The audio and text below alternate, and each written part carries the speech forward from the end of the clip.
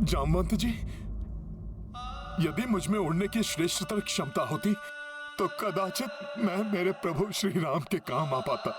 निराश मत हो हनुमान, तुम्हारे हाथों में माता सीता के आभूषणों का गिरना कोई संयोग नहीं है।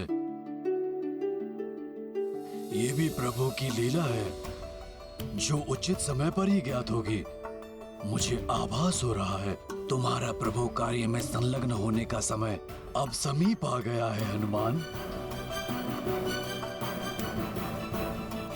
महाराज जामवंत जी, मैं तो यथाशीघ्र अपने प्रभु श्री राम को ढूंढकर उनके प्रत्यक्ष दर्शन के लिए निकल जाता, परंतु सूर्यदेव को दिए गए वचन के अनुसार भ्राता सुग्रीव के प्राणों की रक्षा के लिए मेरा उनके निकट रहना आवश्यक है। इसीलिए मैं यहाँ से कहीं भी जाने में असमर्थ हूँ। तुम्हें कहीं जाने की आवश्यकता नहीं है पुत्र हनुमान। प्रभु से तुम्हारा मिलन तो तुम्हारी नियति है और शीघ्र ही वो परम सुख तुम्हें अवश्य प्राप्त होगा। महाराज जामवंत जी, आप तो मेरे प्रभु के जीवन से भली भांति परिचित होंगे। मुझे बताइए ना जामवंत जी कि मेरे प्रभु श्री राम माता सीता से कब और कहां मिले और उनका विवाह कैसे हुआ, बताइए ना जामवंत जी। अवश्य पुत्र, सुनो। जब कुलगुरु वशिष्ठ के आश्रम से प्रभु श्री राम एवं लक्ष्मण अपनी शिक्षा पूर्ण कर अयोध्या लौटे तो वहां गुरु विश्वामित्र का आगमन हुआ।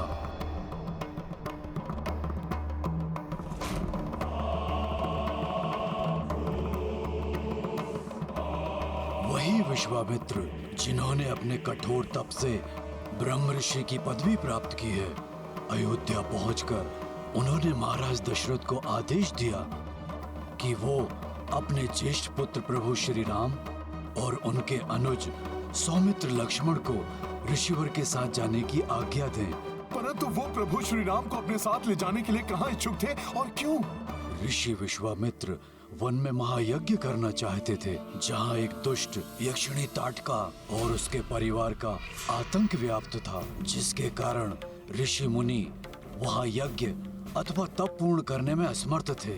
ऋषि विश्वामित्र प्रभु श्री राम और लक्ष्मण से उस यक्षिणी का वध करवाना चाहते थे। और महाराज दशरथ ने उन्हें जाने दिया? महाराज दशरथ अपने पुत्रों की सुरक्षा को लेकर चिंतित थे, परंतु ऋषि विश्वामित्र के द्वारा आश्वस्त किए जाने पर उन्होंने ऋषिवर का प्रस्ताव स्वीकार किया और ऋषिवर ने प्रभु श्री राम और लक्ष्मण के साथ वन के लिए प्रस्थान किया।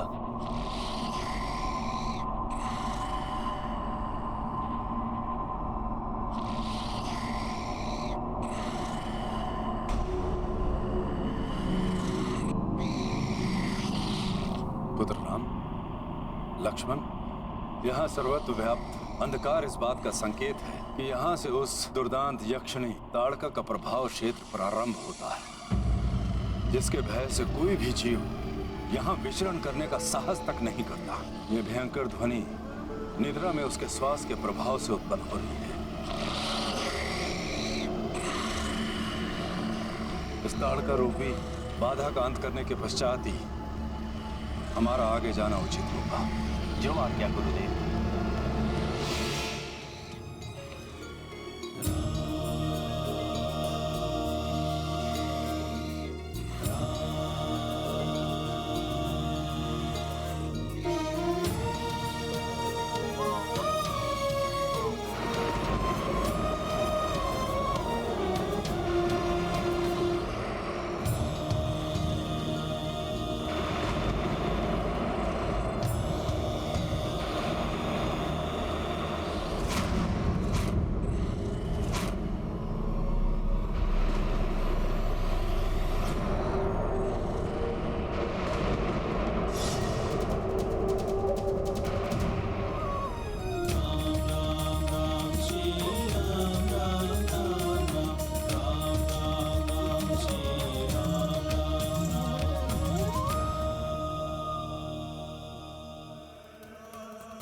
संहार करूंगी मैं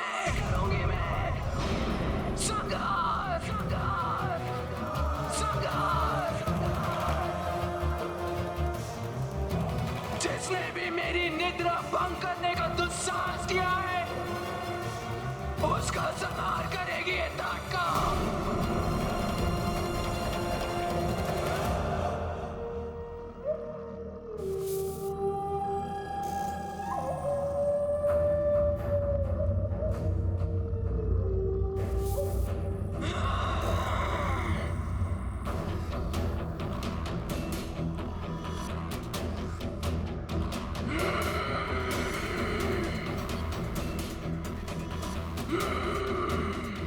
धरती कंपित हो जाती है मेरे पग से। सूर्य देव की किरणें मेरे ही वैसे इस वन में प्रवेश करने का साहस नहीं करती। मेरे भयानक दंत करते हैं सबका अंत। मूर्ख ऋषि मुझसे मुक्ति पाने के लिए इन दो कीट पतंगों को लेकर आया है।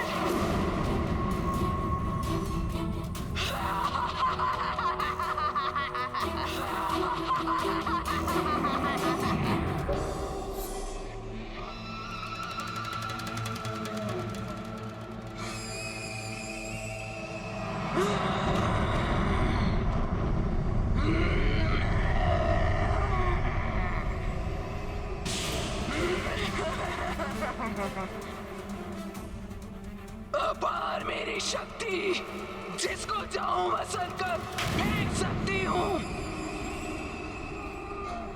राम,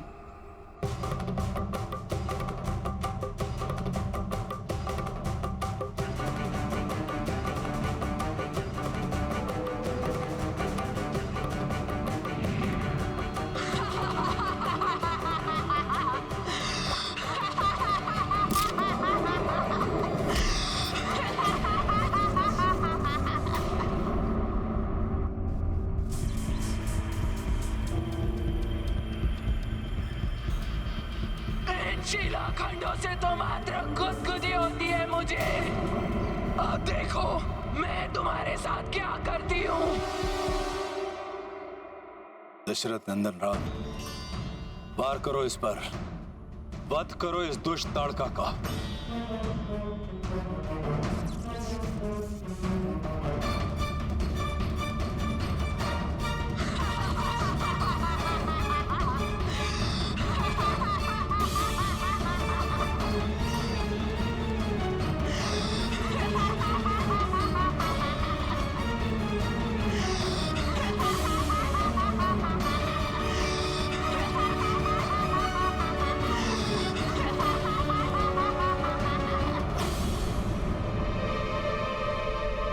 पुत्र राम, रुक क्यों गए? कहीं तुम्हें यह संकोच तो नहीं कि तुम्हारे सामने एक स्त्री खड़ी है? यदि ऐसा है तो अपने हृदय से यह संकोच निकाल दो। पुत्र राम, ये स्त्री नहीं, स्त्री रूपी पापनी यक्षिणी राक्षसी है। उसका वध सर्वथा उचित है। मेरे पिताश्री ने आदेश दिया था कि आपकी प्रत्येक आज्ञा का पूर्ण समर्पण के साथ पालन करना है, और मेरे लिए मेरे पिताश्री का आदेश सर्वोपरि है। इसलिए आपकी इच्छा अनुसार इस ताड़का का वध करना मेरा कर्तव्य है। अब मुझे कोई संकोच नहीं।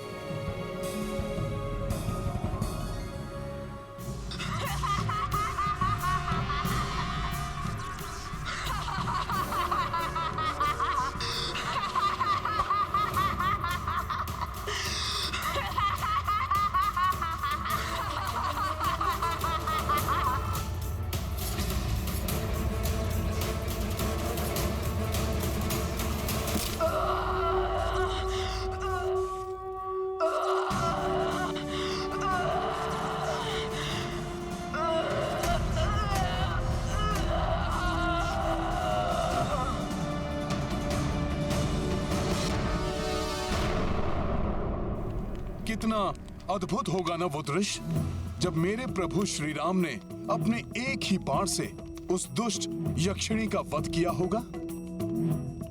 विराजो हनुमान, बताता हूँ। जी, आप भी विराजिए जामवंत जी। बताइए ना जामवंत जी। हाँ पुत्र, वो दृश्य अत्यंत अद्भुत था हनुमान। महर्षि विश्वामित्र ने भी प्रभु श्री राम के विलक्षण युद्ध कौशल और पराक्रम से प्रसन्न होकर उन्हें अनेक आशीर्वचन कहे और प्रभु श्री राम को ज्ञात कराया कि ये तो आरंभ मात्र था। भविष्य में ऋषियों मुनियों के कष्टों के निवारण हेतु प्रभु उन्हें अनेक राक्षस राक्षसियों का सामना कर उनका वध करना है और इस महान कार्य की पूर्ति के लिए उन्हें अनेकों दिव्य अस्त्र। अच्छा, तो वो दिव्य अस्त्र और मंत्र प्रभु श्री राम को किसने प्रदान किए? स्वयं ऋषि विश्वामित्र ने उन्हें बल और अति बल की विद्या दी पुत्र।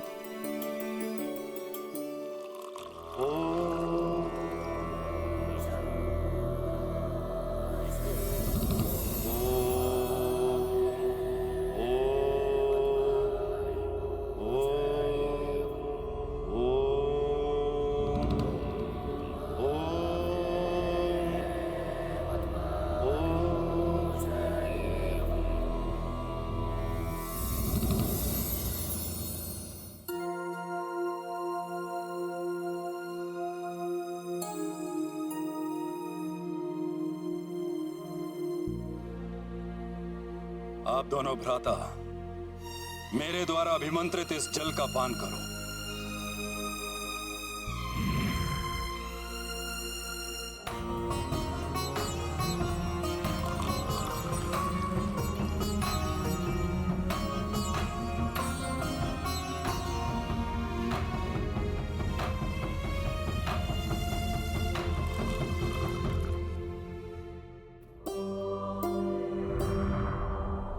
अब आप दोनों भ्राताओं में बल अति बल विद्याओं का संचार हो चुका है। इसका प्रभाव ये होगा कि आप निद्रा और भोजन को प्राप्त किए बिना कभी भी क्लांत नहीं होंगे। आपने क्षुधा और निद्रा पर सदैव के लिए विजय प्राप्त कर ली है। गुरुवर, ये ज्ञान देने के लिए मैं आपका आभारी हूं। मैं सदैव इस विद्या का प्रयोग जगत कल्याण हेतु ही करूंगा। अब आप दोनों का त्रिदेवों और देवताओं से दिव्य अस्त्र और शक्तियां प्राप्त करने का समय आ गया है।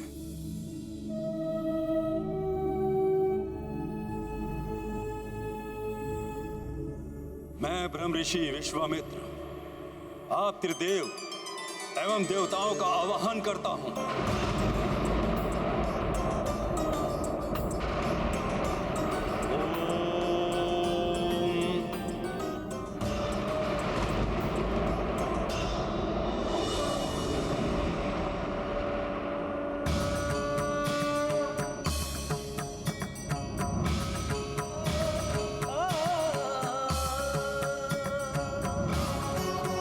प्रणाम देवतागण।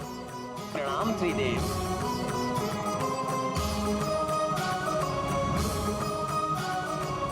प्रणाम ऋषिगण। हे त्रिदेवों, हे अष्टदिक्पालकों, संसार के कल्याण हेतु अपने दिव्य अस्त्र दशरथ नंदन राम को प्रदान करने की कृपा करें।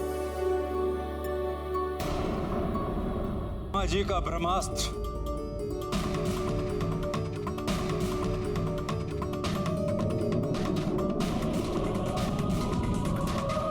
प्रभु विष्णु जी द्वारा प्रदत्त धर्म चक्र, काल चक्र एवं विष्णु चक्र, बाबा भोलेनाथ का पिनाकी धनुष, देवराज इंद्र का वज्र,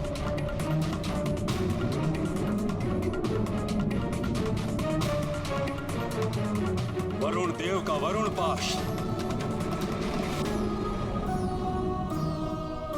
और अन्य देवताओं द्वारा प्रदान की जाने वाली मौदकी और सीकरी गदाएं प्राप्त करो पुत्र राम।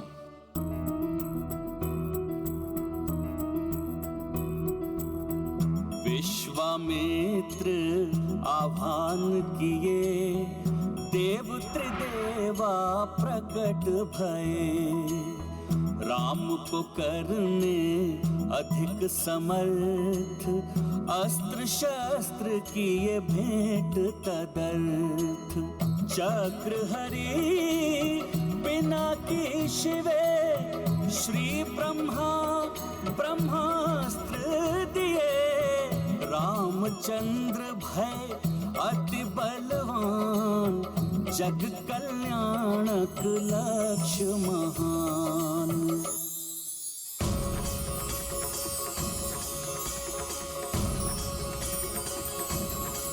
महान कार्य की पूर्ति के लिए उन्हें दिव्य अस्त्र और मंत्र प्रदान किया।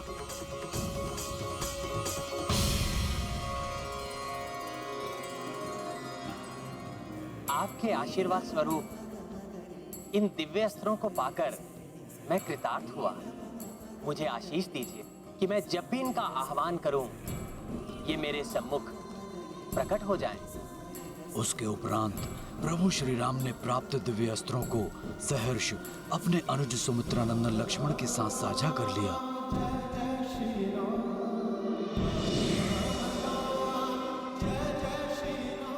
अर्थात ऋषि विश्वामित्र का प्रभु श्री राम और सौमित्र लक्ष्मण को अपने साथ लाने का वास्तविक उद्देश्य था प्रभु श्री राम को दिव्य अस्त्र प्रदान करवाकर उन्हें और सशक्त बनाना।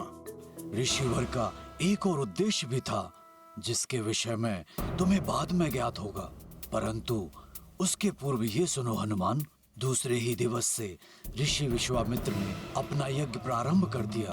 अनुज लक्ष्मण उस क्षेत्र की रक्षा करने में तत्पर थे और प्रभु श्री राम ने अपने बाणों से यज्ञ स्थली की रक्षा हेतु एक दिव्य छत्र का निर्माण किया, जिससे कोई भी अवांछित जीव अथवा ध्वनि वहां प्रवेश न कर सके।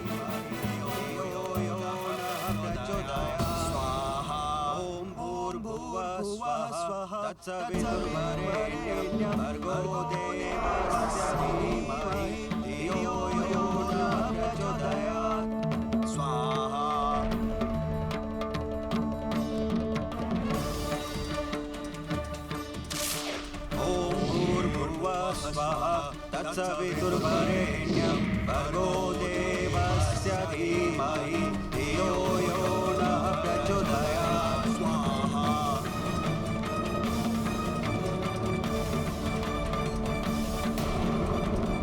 अर्थात प्रभु मात्र उस क्षेत्र की रक्षा ही नहीं कर रहे थे, परंतु उन्होंने ये भी सुनिश्चित कर दिया था कि यदि वहां पर कोई और प्रवेश करने का प्रयास भी करे तो भी यज्ञ में किसी प्रकार का कोई व्यवधान ना आए। हाँ पुत्र, फिर दोनों भाई पूर्ण सतर्कता से यज्ञ पर अपनी सुरक्षा दृष्टि बनाए हुए थे, परंतु यज्ञ के अंतिम दिन ताट का पुत्र सुबाहु और मारीच छिपकर यज्ञ में अवरोध उत्पन्न करना चाहते थे, परंतु प्रभु श्री राम के सुरक्षा छत्र को भेद पाना कहाँ संभव था।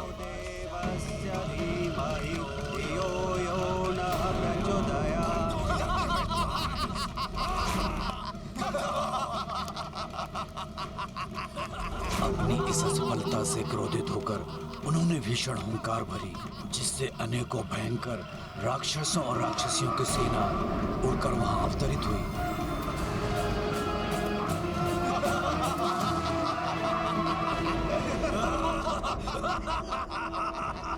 वहीं प्रभु श्री राम ने अपना ध्यान उन दोनों अदृश्य राक्षसों के स्वर पर केंद्रित किया और फिर एक के बाद एक उन्होंने मानव बाण मारीच की ओर और आग्नेय बाण सुबाहु की ओर प्रक्षेपित किया।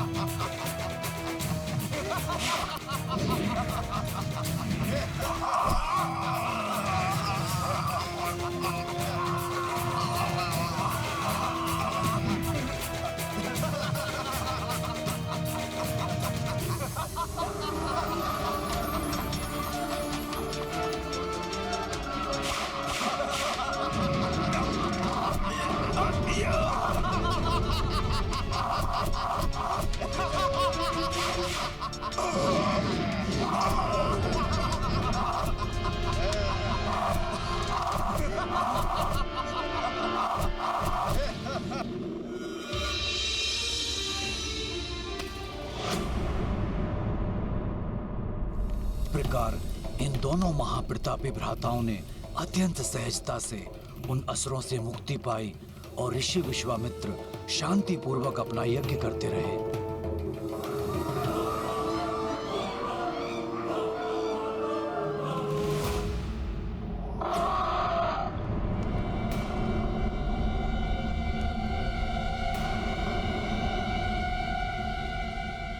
ये कैसी ध्वनि है हनुमान?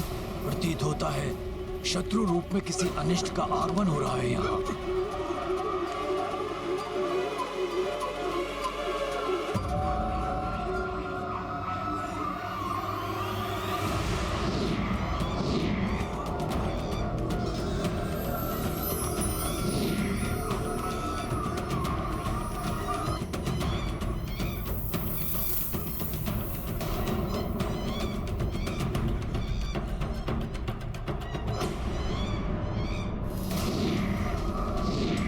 अरे ये तो मांसाहारी वानर हैं। ये दुष्ट इस ओर क्यों आ रहे हैं?